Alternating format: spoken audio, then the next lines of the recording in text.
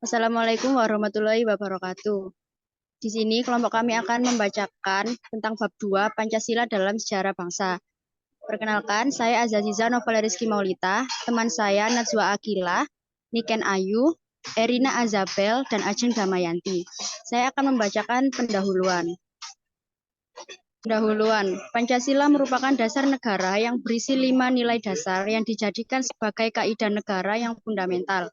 Pancasila sebagai dasar negara memiliki arti bahwa Pancasila menjadi pedoman dalam penyelenggaraan segala norma hukum dan negara. Kedudukan Pancasila sebagai dasar negara Indonesia telah dilegalkan oleh Instruksi Presiden Nomor 12 Tahun 1968. Kedudukan Pancasila sebagai dasar negara Indonesia memiliki arti bahwa segala peraturan negara harus sesuai dan tidak boleh bertentangan dengan Pancasila. Semua nilai Pancasila merupakan satu kesatuan utuh yang tidak dapat dilaksanakan secara terpisah-pisah karena Pancasila saling memiliki keterkaitan dari sila pertama hingga sila kelima. Pancasila merupakan jiwa bangsa yang harus diwujudkan dalam setiap lembaga atau organisasi dan insan yang ada di Indonesia. Pancasila sebagai jiwa bangsa berarti Pancasila memberikan ciri khas tersendiri bagi bangsa Indonesia dan membedakannya dengan bangsa lain. Selanjutnya akan dibacakan oleh teman saya. Selanjutnya, masalah yang dibahas. Yang pertama, nilai material Pancasila dalam budaya bangsa. Yang kedua, perumusan dan pengesahan Pancasila. Yang terakhir, dinamika Pancasila setelah kemerdekaan. Pembahasan 1. Nilai material Pancasila dalam budaya bangsa. Berdasarkan latar belakang historis bahwa 1 Juni 1945 sebagai lahirnya Pancasila, maka Soekarno menjelaskan bahwa Pancasila merupakan ilham hasil renungan untuk mencari jawaban terhadap pertanyaan Ketua BPUPK Dr. Rodiman Widyodiningrat tentang dasar negara Indonesia Merdeka. 5 dasar atau sila ini dinamakan filosofis Groundslag, yaitu nilai esensial Pancasila tentang esensi ketuhanan, kemanusiaan, persatuan, kerakyatan, serta keadilan yang secara objektif telah dimiliki bangsa Indonesia sejak zaman dahulu kala sebelum mendirikan negara. 1. Nilai luhur masa awal Indonesia. Peradaban awal manusia Indonesia atau Nusantara dikenal sejak temuan artefak dan fosil manusia, mulai dari Pithecanthropus erectus, Pikepek,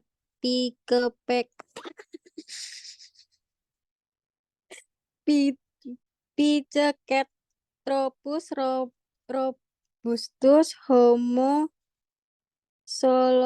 soloensis, Homo wajakensis, Homo mojokertensis, dan Homo sapiens. Nilai kehidupan masa ini menjadi indikator awal nilai Pancasila. Kehidupan religi tumbuh pada masa zaman batu muda, saat manusia berpikir tentang pencipta atau pelindung kehidupan manusia.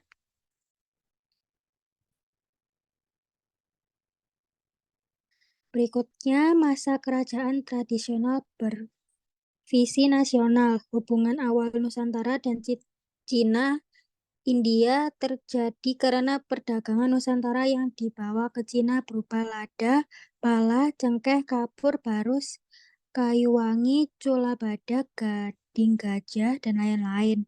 Keberhasilan penetrasi budaya ini melahirkan tumbuhnya kerajaan di Nusantara bercorak Hindu dan Buddha seperti Kerajaan Kutai, Tarumanegara, Mataram Hindu, Sriwijaya, Kadiri, Singosari, Bali, Majapahit.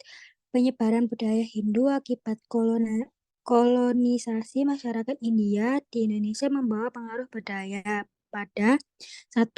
Perubahan tata negara dan pandangan agama. Yang kedua, unsur budaya masyarakat dengan sistem kasta di Hindu melahirkan proses akulturasi dan internalisasi agama dalam agama tradisional Nusantara yang masih berpola animisme-dinamisme. Yang ketiga yaitu masa kolonialisasi dan imperialisme Barat. Keberhasilan Portugis dalam perdagangan rempah-rempah di Nusantara mendorong beberapa negara Eropa seperti Spanyol, Inggris, dan Belanda datang ke Indonesia. Belanda berhasil membangun tatanan pemerintahan langsung mendorong proses eksplorasi dan eksploitasi luas, khususnya di Jawa dan Sumatera. Kondisi ini menimbulkan adanya beberapa pergolakan dan pemberontakan bersifat kedaerahan di hampir sebagian besar wilayah Nusantara. Perlawanan lokal yang terbagi dalam dua pola perlawanan, yaitu satu pada masa abad ke-16 sampai ke-17 dan kedua masa perjuangan abad ke-18. Yang keempat yaitu masa kebangkitan kesadaran nasional. Kesadaran nasional di Indonesia disebut sebagai kebangkitan nasional yang dipelopori oleh Wahidin Sudirohusodo melalui organisasi Budi Utomo. Perjuangan kesatuan nasional mencapai tonggak kesadaran nasional melalui Sumpah Pemuda tanggal 20 Oktober 1928 yang isinya satu bahasa, satu bangsa, dan satu tanah air Indonesia. Tanggal 28 Oktober 1928 menjadi tonggak awal kesadaran nasional kebangsaan Indonesia untuk menyamakan visi pengertian tanah air sebagai wadah utama perjuangan baru. Sumpah Pemuda menjadi ikrar politis dan psikologis yang disepakati bersama sebagai wujud penyatuan kesadaran nasional mencapai cita-cita kemerdekaan. Yang terakhir, masa pendudukan Jepang. Pendudukan Jepang di Indonesia sebagai saudara tua bangsa Indonesia membawa perubahan besar. Sikap manis Jepang sebagai saudara tua dengan propaganda Nippon Indonesia bersama-sama berubah menjadi kekejaman dan pemerasan. Situasi ini mendorong semangat patriotisme bangsa Indonesia secara kooperatif bekerja sama dengan pemerintah kolonial Jepang. Beberapa badan-badan resmi pemerintah kolonial Jepang yang menjadi pusat penyebaran ide-ide nasionalisme bagi tokoh-tokoh pergerakan bangsa antara lain yaitu Gerakan Tiga Putra, 3A, Putera, Pusat Tenaga Rakyat, PETA yaitu Pembela Tanah Air, dan Jawa Hokokai. Selanjutnya akan dijelaskan oleh teman saya. Selanjutnya, pembahasan 2 perumusan dan pengesahan Pancasila. 1. Pembentukan Dokuritsu Zunbi Sosakai. Kekalahan Jepang dari sekutu pada Perang Asia Timur Raya mendorong Kaisar Jepang Tenno Haika tanggal 29 April 1945 berjanji memberi hadiah ulang tahun kepada Indonesia berupa kemerdekaan tanpa syarat. Maklumat Gunseikan Pembesar Tertinggi Sipil Pemerintah Militer Jepang di Jawa Madura nomor 23 berisi tentang Indonesia. Diperkenankan memperjuangkan kemerdekaannya dan dianjurkan agar berani mendirikan negara Indonesia merdeka di hadapan musuh-musuh Jepang yaitu Sekutu dan Ninja yang ingin berkuasa kembali di Indonesia.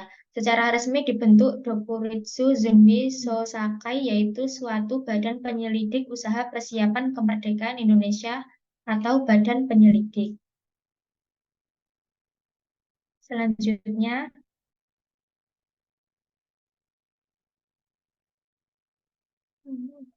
yang kedua, perumusan Pancasila.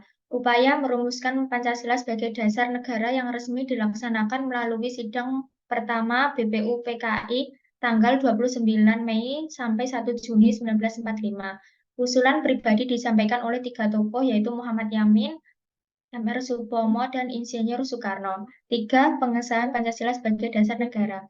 Pengesahan Pancasila sebagai dasar negara, pengesahan Pancasila sebagai dasar negara baru terrealisasi tanggal 18 Agustus 1945 melalui sidang PPKI dengan ketuanya IR Soekarno. PPKI mulai bekerja sejak tanggal 9 Agustus 1945 terdiri dari 21 orang. Yang selanjutnya yaitu pembahasan ketiga. Pembahasan ketiga mengenai dinamika Pancasila setelah kemerdekaan. Pertama, yaitu masa menjelang proklamasi kemerdekaan. Setelah BPUPK menyelesaikan tugasnya pada tanggal 17 Juli 1945, maka pemerintah Jepang melalui Jenderal Terauchi membentuk kepanitiaan kecil, yaitu Panitia Persiapan Kemerdekaan Indonesia, atau yang disebut PPKI, atau Dokuritsu Zunbi Inkai, pada tanggal 17 Agustus 1945. Setelah jatuhnya bom atom di Hiroshima dan Nagasaki, Panglima Umum Kawasan Asia Tenggara, Jenderal Besar Terauchi memanggil tokoh nasionalis Indonesia yang terlibat dalam panitia persiapan kemerdekaan. Berita kekalahan Jepang tanggal 14 Agustus 1945 dan penyerahan kekuasaan Jepang pada Sekutu pada tanggal 15 Agustus 1945 yang mendorong proklamasi dapat segera dilaksanakan, sehingga perlu dilakukan suatu revolusi yang terorganisasi. Kedua, yaitu masa pembentukan negara Indonesia. Proklamasi kemerdekaan Indonesia pada tanggal 17 Agustus 1945 menjadi awal perjuangan bangsa Indonesia dalam membangun cita-cita luhur sebagai suatu negara. Sidang PPKI pada tanggal 18 Agustus 1945 menjadi kunci lahirnya negara baru berbentuk Republik Indonesia yang mulai menata kelengkapan sistem ketatanegaraannya. Hasil sidang pleno PPKI pada tanggal 18 Agustus 1945 yang mengesahkan 1. Pancasila sebagai dasar negara, 2. UUD NRI 1945 sebagai tatanan hukum dasar negara Indonesia, dan yang ketiga, pemilihan presiden dan wakil presiden baru. Atas saran Otto Iskandar Dinata, usulan ini dilakukan secara aklamasi dengan menunjuk langsung Soekarno atau Bung Karno sebagai presiden dan Mohatta sebagai wakilnya. Selanjutnya dibacakan oleh teman saya. Yang ketiga yaitu masa Orde Baru tahun 1945 sampai 1965. Periode 1945 implementasi Pancasila di mana nilai kesatuan dan persatuan menghadapi Belanda yang ingin mempertaruhkan penjajahannya di Indonesia. Periode 1950 sampai 1959, jiwa musyawarah mufakat mengalami perubahan dengan proses suara terbanyak atau voting. Periode 1959 sampai 1966 dikenal dengan demokrasi terpimpin.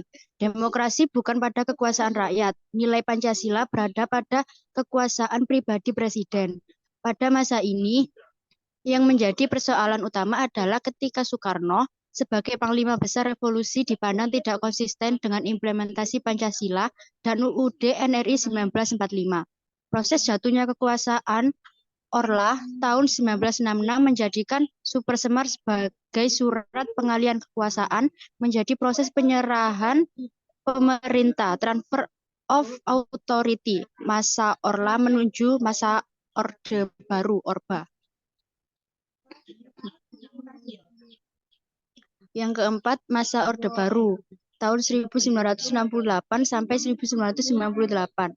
Tekad Orde Baru, Orba melaksanakan Pancasila dan UUD NRI 1945 secara murni dan konsekuen dikenal dengan P4 sebagai upaya pemerintah menanamkan nilai luhur atau nilai material Pancasila. Pancasila menjunjung tinggi kemanusiaan, keadilan, persatuan, kesatuan, keserasian, keselarasan, dan keseimbangan. Pancasila bersifat akomodatif dan menganut sistem pemerintah demokrasi berdasarkan kebijakan musyawarah dan mufakat. Pancasila diamalkan menjadi pembangunan nasional dalam 4 bidang politik, ekonomi, sosial, budaya, dan pertahanan keamanan. 5. Masa reformasi dan pasca reformasi 1998 sampai kini. Era reformasi Indonesia dimulai pertengahan 1998, tepatnya saat Presiden Soeharto mengundurkan diri 21 Mei 1998 dan digantikan Wakil Presiden B.J. Habibie. Sejak Mei 1998, bangsa Indonesia bertekad mereformasi berbagai bidang kehidupan kenegaraan. Cara pandang masyarakat mengenai Pancasila mulai masa Orba sampai Orde Reformasi mengalami perkembangan persepsi yang berbeda. Fleksibilitas Pancasila mampu membingkai nasionalisme menjadi sebagai aset penting bagi kehidupan. Selanjutnya akan dibacakan oleh teman saya. Yang terakhir yaitu kesimpulan. Indonesia memiliki beragam nilai luhur yang akhirnya menjadi inti historis, kultural, dan filosofis pada makna filsafati Pancasila. Pandangan hidup bangsa dan sebagai nilai esensial kehidupan bersama di Indonesia terintegrasi dalam Pancasila berupa nilai 1. Ketuhanan, 2. Kemanusiaan, 3. Persatuan, 4. Kerakyatan, dan 5. Keadilan yang diimplementasikan dalam kehidupan sehari-hari sampai masa kini. Fleksibilitas Pancasila membingkai nasionalisme menjadi aset penting bagi kehidupan dalam kemajemukan budaya, yaitu agama, suku, geografis, dan pengalaman sejarah. dan kehidupan paradoks butuh kesadaran bersama yang baru secara rohaniah sebagai bangsa. Sekian yang dapat kami sampaikan dari kelompok kami. Mohon maaf kurang dan lebihnya. Wassalamualaikum warahmatullahi wabarakatuh.